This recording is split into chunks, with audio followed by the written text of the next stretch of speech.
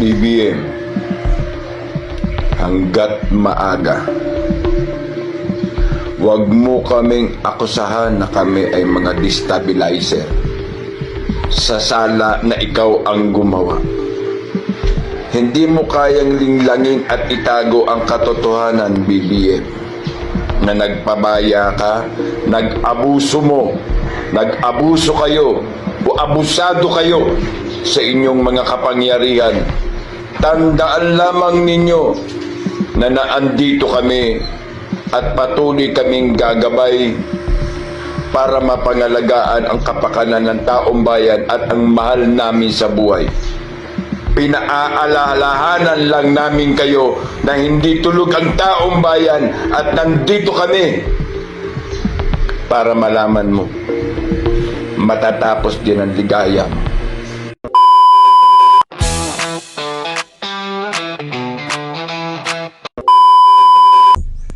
Magandang araw mga kaibigan. Pag-usapan natin ngayon itong balita, medyo masamang balita. Warning o babala ng Fitch Ratings, isang international credit agency, na ang ekonomiya ng Pilipinas ay posibleng maapektuhan kung magpapatuloy ang bangayan sa politika. Itong away ni PBBM Romualdez versus VP Inday Sara at dating Pangulong Duterte. Okay. Pakinggan natin ang balitang ito at bigyan natin ng reaksyon. Things na maka-aapekto po sa ekonomiya at pananalapi ng Pilipinas kung magpapatuloy po itong mainit na awayan sa pagitan ni Pangulong Ferdinand Marcos Jr. at Vice President Sara Duterte. Binigyan din naman po ng Fitch Ratings na nananatili pa rin umanong solid ang pag-unlad ng ekonomiya ng bansa bagamat nakararanas ng pagbagal. At sa report, inayag po ng credit rating agency ang pananaw na kung magpapatuloy ang domestic political conflicts bago ang May 2025 midterm elections ay makaapekto ito sa macroeconomic at fiscal performance ng bansa. Tiniyak naman ng economic team ng administrasyon na hindi sila nagpapaapekto sa ingay ng politika at patuloy na sinisikap na makuha ng bansa ang A credit rating. Magpatuloy ang gobyerno at maituon ng mga investors ang focus sa reforma. Sinabi ng Fitch na inaasahan nilang magpapatuloy na bumaba ang utang ng gobyerno sa 2025 dahil sa matatag na pagsulong at mapababa ang fiscal deficit. Sa pamamagitan nito, may susulong ang tsansa ng bansa para itaas ang credit worthiness nito. Bagamat mas malawak ang projection nito sa fiscal program ng gobyerno, mataas pa rin ang deficit to gross domestic product o GDP ratio sa 6.2% noong 2023 at pumalo sa 8.6% peak noong 2021. Samantala, sinabi rin ng Fitch na bagamat bumagal ang real GDP growth mula ng post-pandemic rebound activity, inaasahang lalago pa rin ang ekonomiya ng 5.7% ngayong 2024, mas mababa sa 6 to 6.5% na target ng gobyerno. Maraming salamat sa inyo pong pagsuporta. Okay. So, yan po ang warning ng Fitch. Napaka-importante po ang rating na ibibigay ng Fitch sa isang bansa. Kung mataas ang rating mo, mas maganda ang standing mo sa mundo, sa financial world, global world, at ayun, madali kang maka-loan o maka-utang para sa mga developments sa isang bansa. So, ano ba talaga ang kahihinatnan nitong away politika sa ating bansa, lalo na itong impeachment? Balitang-balita po sa ibang bansa itong away ng Marcos at Duterte. Kung minsan nakakahiya na dahil nung una ang gandang simula, pinagmamalaki ng karamihan yung unity team. Ako personally, buong buo ang pag-asa ko nung una ng samahan ng Marcos at Duterte ay magtatagal at magdadala ng kaunlaran sa bansa. Kaya nga BBM Bayan Babangon Muli. So bakit nagkaganito?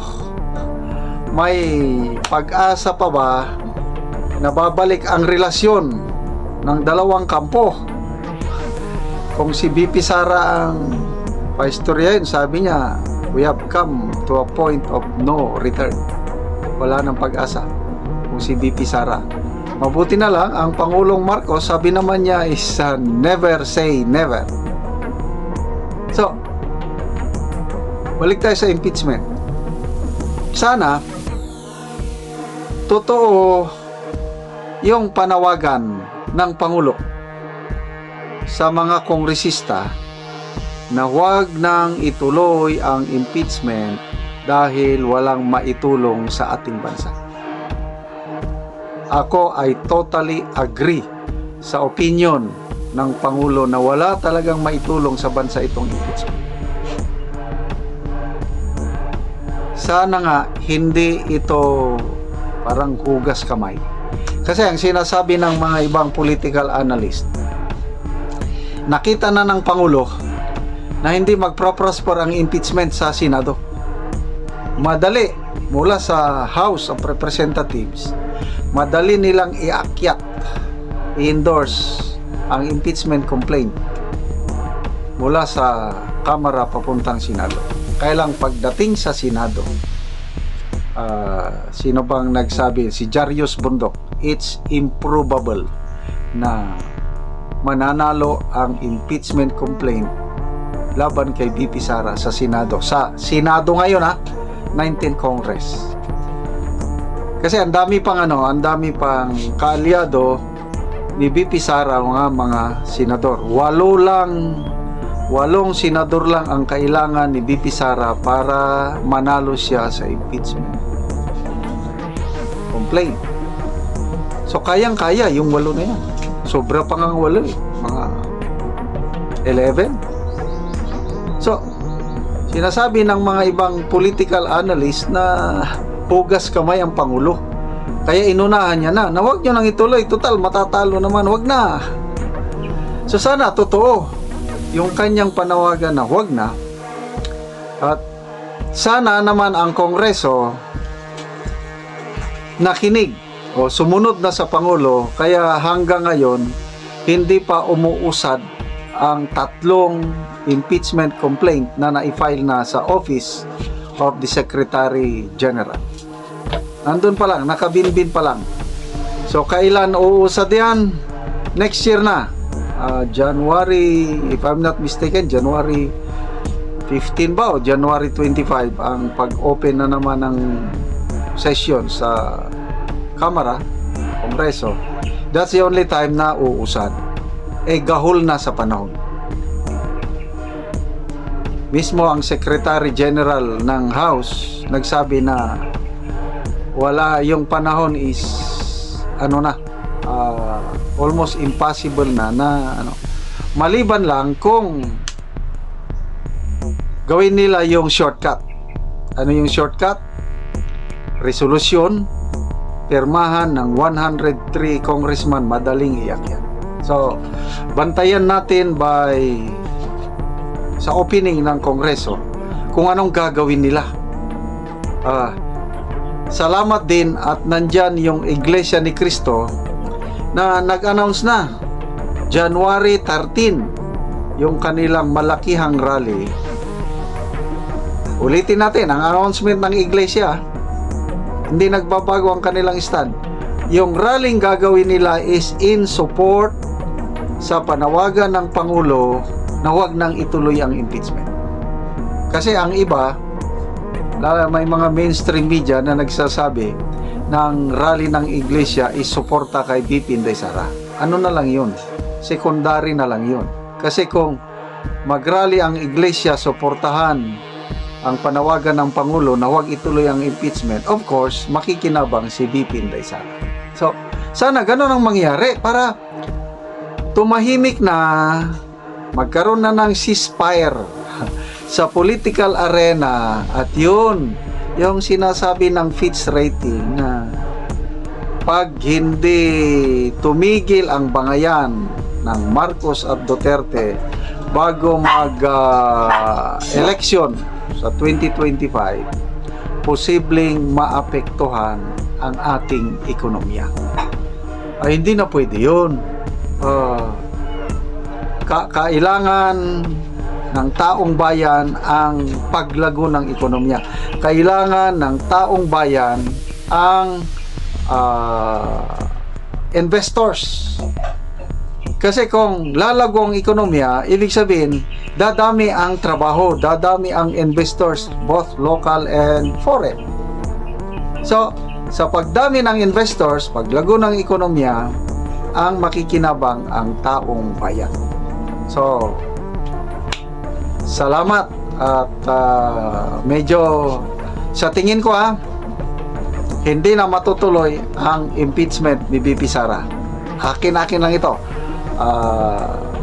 I hope I am correct na dyan pa lang sa Kamara ay hindi na mag-prosper ang tatlong impeachment complaint at hindi ito makakaakyat sa Senado. So, mag-focus na lang tayo, ang bansa mag-focus sa dapat na asikasuhin. Okay, yung survey ng Publicus Asia, ito yung mga problema na yung hinaing ng taong bayan, yung controlling inflation. Dapat itong tutukan kasi negative 80% ang net approval rating ng Administrasyong Marcos sa pagkontrol ng inflation, yung pagtaas ng presyo. Dapat dito na lang tututok.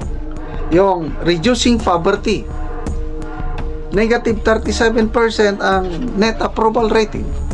Fighting graft and corruption, negative 29%. Hindi maligaya ang taong bayan. Increasing workers' pay, negative 26%. Addressing involuntary hunger, negative 16%. Creating more jobs, negative 14%. Yes, force negative. Kaya ang administrasyong ito dapat doon na mag-focus dito sa negative na net satisfaction rating sa survey ng Pulse Asia. Kalimutan na yung impeachment niyan. Ceasefire muna. Alalahanin nyo muna, maraming naghihirap na Pilipino. Pwede ba mag-focus kayo paano matulungan ang mga nasa laylayan?